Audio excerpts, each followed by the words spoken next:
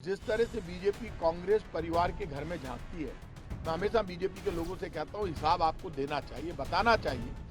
आज भी उतना ही है। टैक्स केंद्र ने बढ़ाया है और ये मानकर चलना केंद्र और राज्य सरकारों में कम्युनिकेशन गैप इतना है, उसका कारण केंद्र है। जितने लीडर खड़े होंगे इस बीजेपी को दिमाग से निकाल लेना चाहिए कि कांग्रेस की चर्चा है, कांग्रेस की बात हो रही है, क्योंकि कांग्रेस ही काम करती है, बीजेपी तो कुछ करती नहीं है। सचिन पायलट जी मेरे घर आ जाए तो दिक्कत, नहीं आ जाए तो दिक्कत, हमारे कुर्सी खाली करो। क्यों? उधार दे के गए थे क्या? कुर्सी खाली करो। क्यों खाली करो? चुनाव में देखेंगे कौन क्या करता है। तो हम ये उम्मीद करते हैं कि राजस्थान प्रदेश में खुशहाली हो। आप जानते हैं हमारी सरकार के सब लोग मिलकर जिस तरह का काम कर रहे हैं वो इतना जबरदस्त है कि आप इस बात को मानकर चलिए कि हमारी योजनाएं, पहला राजस्थान एकमात्र ऐसा स्टेट है जहां पर सब कुछ आदमी के हेल्थ को लेकर सब कुछ फ्री है। दवाई से लेकर ऑर्गन ट्रांसप्लांट तक, heart transplant, MRI, CT scan सब फ्री है। और मुख्यमंत्री अशोक गहलोत के नेतृत्व में जिस तरह से 4 साल तक हमने काम किया वो काबिले तारीफ है। हमारे मन में सबके एक ही विश्वास है कि हम सब, हमारी सरकार सबको साथ में लेकर चले। जो जन कल्याणकारी योजनाएं सरकार ने लागू की है वो लोगों तक पहुंचे, वो लोगों तक पहुंच रही है। यही कारण है कि 10 लाख तक का चिरंजीवी बीमा योजना जो हमने लागू किया प्राइवेट अस्पतालों में, उसका लाभ लोगों को मिल रहा है। 94 लाख से ज्यादा परिवारों में हमारी पेंशन जारी है, लगभग 1 करोड़ घरों में हमारी पेंशन जारी है। तो मैं ये उम्मीद करता हूं कि राजस्थान एक वेलफेयर स्टेट है और कांग्रेस की सरकार अच्छा काम कर रही है। मैं भगवान राम से प्रार्थना करता हूं कि हमें आगे भी शक्ति दे और हम आगे इसी तरह से काम करते हुए एक बार फिर 2023 में सरकार बनाए। प्रताप जी, आज रामनवमी के पावन पर्व, देखिए राजस्थान में कांग्रेस हमारा एक परिवार है और जिस तरह से बीजेपी कांग्रेस परिवार के घर में झांकती है, मैं हमेशा बीजेपी के लोगों से कहता हूं हिसाब आपको देना चाहिए, बताना चाहिए कि केंद्र की मोदी सरकार ने आटा, दाल, चावल पर टैक्स क्यों लगाया। क्या अंग्रेजों के पद चिन्हों पर चल रहे हैं? एक भी चीज नहीं छोड़ी। इस वक्त क्रूड ऑयल के दाम $88 प्रति बैरल है अंतर्राष्ट्रीय मार्केट में। जब मनमोहन सिंह जी के टाइम पे $130 प्रति बैरल थे, तब पेट्रोल डीजल 70 रुपए लीटर बिक रहा था। आज 100 रुपए के पार है पेट्रोल डीजल। पेट्रोल जयपुर में 108 रुपए और वहां पर डीजल भी 100 के नजदीक बिक रहा है। ये इसलिए है कि लोग बार बार कहते हैं राजस्थान का टैक्स तो 2014 में भी इतना ही था, आज भी उतना ही है। टैक्स केंद्र ने बढ़ाया है और ये मानकर चलना केंद्र और राज्य सरकारों में कम्युनिकेशन गैप इतना है, उसका कारण केंद्र है। केंद्र को 2011 की जनगणना से गेहूं मिल रहा है राजस्थान को। मुख्यमंत्री बार बार लिखते हैं, मैं बार बार लिखता हूं कि 2011 की जनगणना से नहीं, आज की जनगणना से हमें गेहूं दो, जिससे 1 रुपए 2 रुपए किलो में हम गेहूं दे सकें।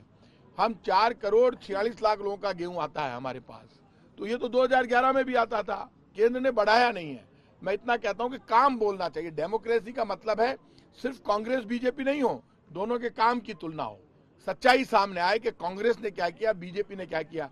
Right to information, right to food, right to work, right to education, सब कांग्रेस पार्टी ने जब सोनिया जी चेयरपर्सन थी, मनमोहन सिंह जी प्रधानमंत्री थे, तब दिए। और इस वक्त राहुल गांधी खुद पदयात्रा कर रहे हैं। लाखों लोग, मेरे पास सूचना, लाखों लोग पैदल उनके साथ चल रहे हैं। लोगों में रिएक्शन है, इसीलिए उनकी यात्रा को इतना बड़ा समर्थन मिल रहा है। ये समर्थन इसलिए है कि लोगों में केंद्र सरकार के खिलाफ आक्रोश है, महंगाई, गरीबी, बेरोजगारी से लोग परेशान हैं, इसलिए यात्रा को इतना बड़ा समर्थन मिल रहा है। आप पूजा कर रहे हैं, लेकिन कांग्रेस के अंदर तो नेता ज्यादातर मूर्ति की पूजा कर रहे हैं।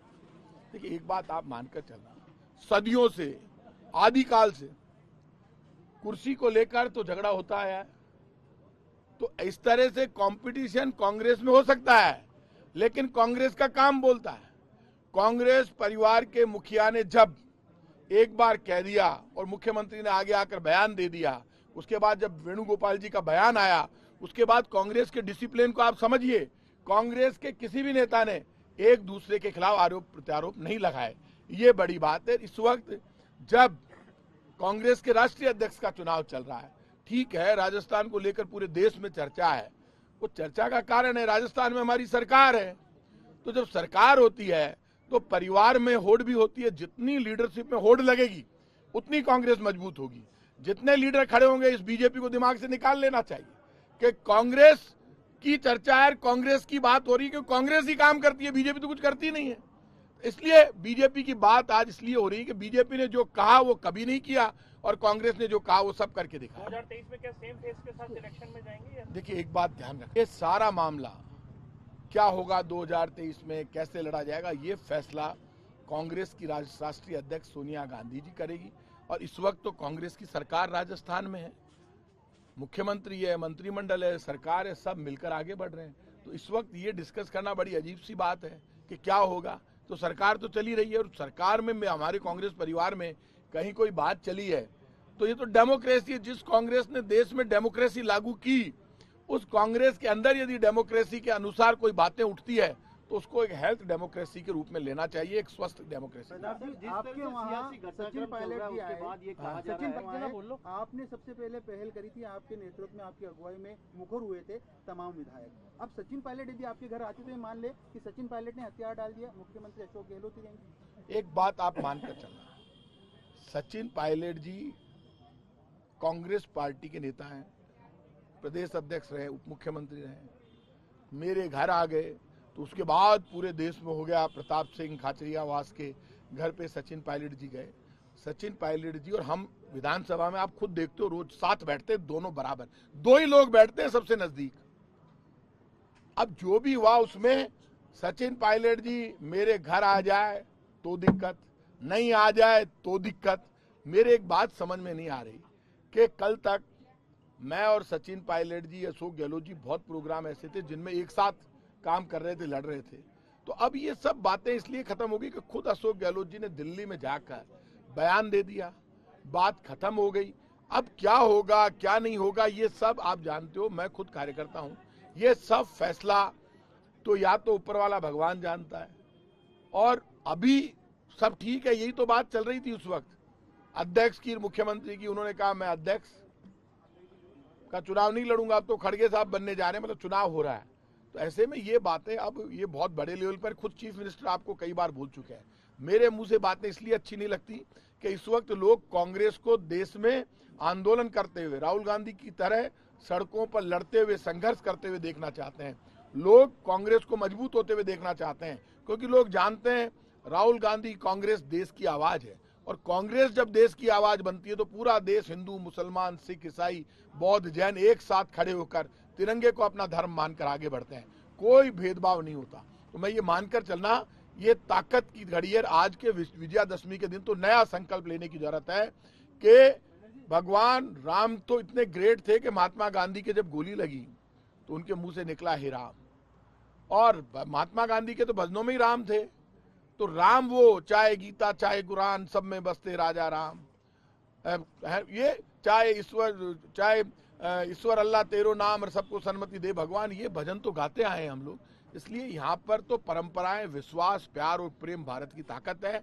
नफरत खत्म होनी चाहिए, हम सब लोगों में एका होना चाहिए। जहाँ तक हमारे परिवार की बात है, आप सुन लेना, वल्लभ नगर में बीजेपी की जमानत जब्त हुई थी, तब लोग कहते थे इनके वो प्रभारी हैं अरुण सिंह जी, अरे भाई साहब क्या क्या बोलते थे उदयपुर में, ऐसे जमानत जब्त करा दूंगा। जमानत बीजेपी की जब्त करा दी हमने।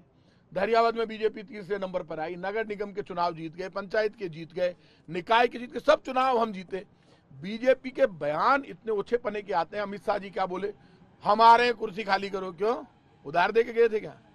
कुर्सी खाली करो, क्यों खाली करो? चुनाव में देखेंगे कौन क्या करता है।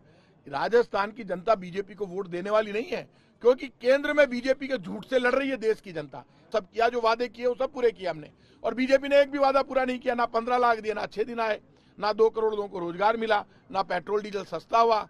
गरीबी जबरदस्त है, महंगाई जबरदस्त है। साहब जी, आपने कहा कि अब खड़गे जी चुनाव लड़ रहे हैं तो अब मुद्दा खत्म हो गया, जब चुनाव लड़ना था गहलोत साहब, तो क्या ऐसी स्थिति में जो आपने अब इस्तीफे दे रखे अब सब वापस ले रहे हैं या ले लिए?